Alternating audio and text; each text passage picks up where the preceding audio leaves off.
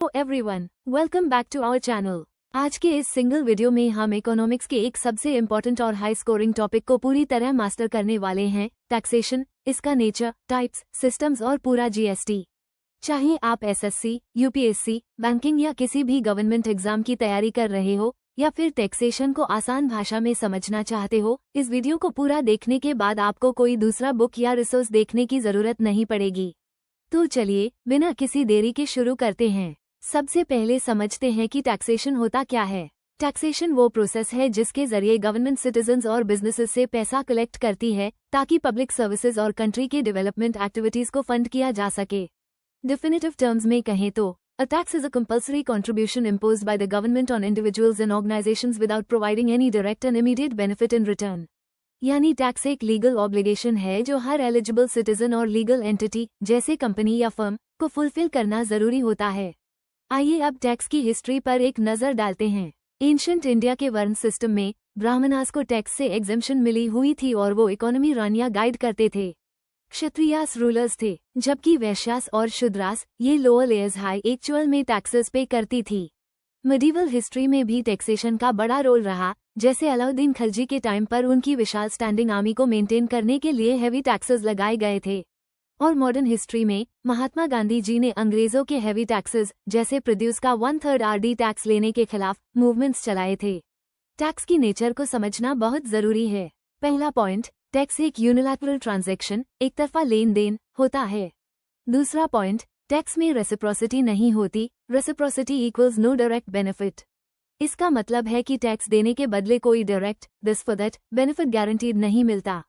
एक व्यक्ति ये डिमांड नहीं कर सकता कि क्योंकि वो क्रोज का टैक्स देता है तो सरकार यूज एक्स्ट्रा स्पेशल अटेंशन या वीआईपी सर्विस द। जैसे एक्टर अक्षय कुमार जो क्रोज का टैक्स भरते हैं और एक छोटा टैक्स पेयर, दोनों को सरकार द्वारा दी जाने वाली पब्लिक रोड्स, सिक्योरिटी और फैसिलिटीज का बराबर हाई एक्सेस मिलता है। आखिर सरकार टैक्स क्यों लेती है? इसके 3 मुख्य रीजन हैं। ग्रोथ और डेवलपमेंट, देश के इंफ्रास्ट्रक्चर, रोड्स और डिफेंस को डेवलप करने के लिए। Social security schemes, SC/ST welfare, education और फार्मर्स के लिए योजनाओं को फंड करने के लिए। इनकम रीडिस्ट्रीब्यूशन, ये सबसे इम्पोर्टेंट टर्म है। एक हेल्दी सोसाइटी में अमीर और गरीब के बीच का गैप कम होना चाहिए। अमीरों पर टैक्स लगाकर यूएस पैसे से लोअर सेक्शंस के वेलफेयर पर खर्च करना हाई इनकम रीडिस्ट्रीब्यूशन कहलाता है। फ्लैट आते हैं एक सुपर इम्पोर्टेंट कॉन्सेप्ट पर, क्या टैक्स देना फंडामेंटल राइट है? बिल्कुल नहीं। क्या टैक्स देना फंडामेंटल ड्यूटी है? बिल्कुल नहीं। ध्यान दीजिए, 42nd अमेंडमेंट एक्ट 1976 के वक्त सरदार स्वर्ण सिंह कमेटी ने रेकमेंड किया था कि ड्यूटी टू पे टैक्सेस को फंडामेंटल ड्यूटीज में जोड़ा जाए, लेकिन इसको इंक्लूड नहीं किया गया था। तो एक्चुअल में टैक्स देना एक सिविक, मोरल और लीगल ऑब्लिगेशन है। इनकम टैक्स एक्ट 1961 गवर्नमेंट को लीगल पावर देता है, इसलिए टैक्स न भरने पर सरकार के पास पावर ऑफ पनिशमेंट होती है। इसके साथ ही टैक्स पे करने से सिटीजन और कंट्री का रिश्ता बदलता है और सिटीजन को ये हक मिलता है कि वो सरकार से उनकी सर्विसेज और फैसिलिटीज की अकाउंटेबिलिटी मांगे। टैक्सेस मुख्य रूप से 2 प्रकार के होते हैं, डायरेक्ट टैक्स और इनडायरेक्ट टैक्स। 1. डायरेक्ट टैक्स, ये वो टैक्स है जो किसी पर्सन की इनकम या प्रॉपर्टी पर सीधे लगता है और इसका बर्डन किसी और पर शिफ्ट नहीं किया जा सकता। ये डायरेक्टली गवर्नमेंट को पे किया जाता है, जैसे income tax, hitter, corporate tax, wealth tax, gift tax और कैपिटल गेन्स टैक्स। ये हर कोई नहीं देता, सिर्फ वही देते हैं जो एक स्पेसिफिक इनकम लेवल पर हैं।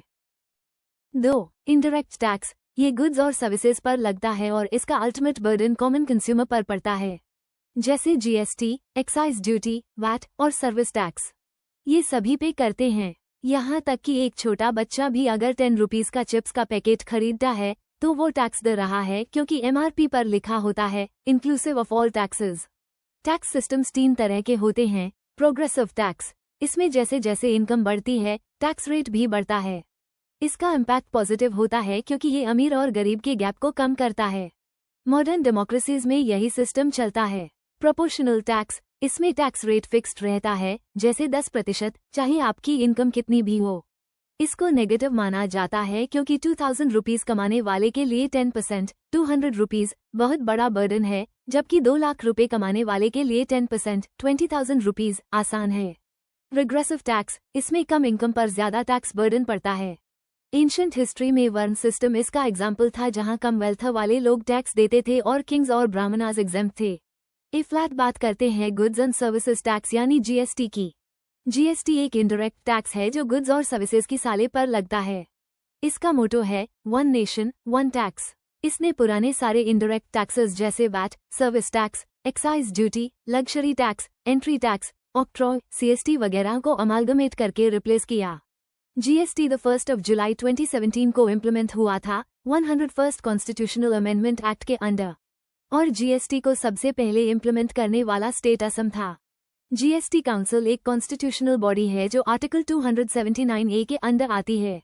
इसमें टोटल 33 मेंबर्स होते हैं, 2 सेंटर से जोड़ 31 स्टेट से, और इसकी चेयरपर्सन यूनियन फाइनेंस मिनिस्टर होती हैं।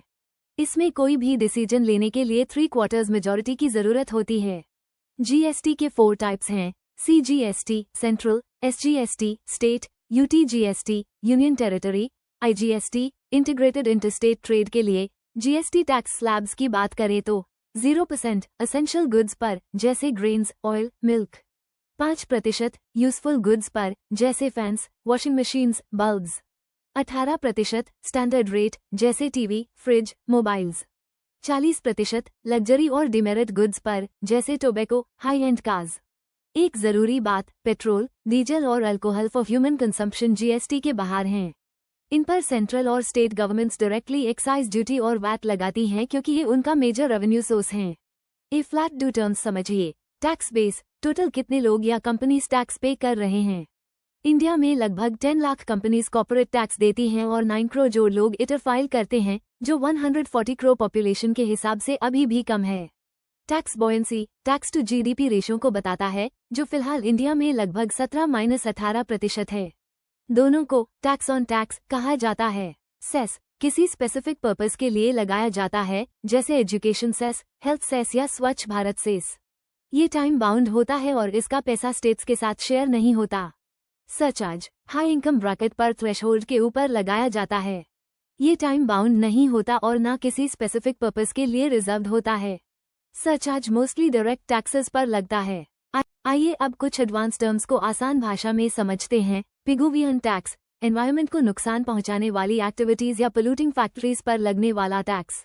लाफर कर्व ये दिखाता है कि अगर आप टैक्स रेट एक लिमिट से ज्यादा बढ़ाओगे तो लोग टैक्स चोरी करने लगेंगे और सरकार का टोटल टैक्स रेवेन्यू कम हो जाएगा।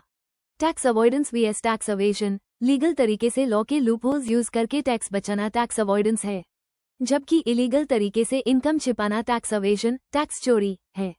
टैक्स एक्सपेंडिचर, इसका मतलब है रेवेन्यू फॉरगॉन, गवर्नमेंट द्वारा दिए गए एग्जेम्पशंस और रिबेट्स की वजह से जो टैक्स रेवेन्यू नहीं मिल पाया।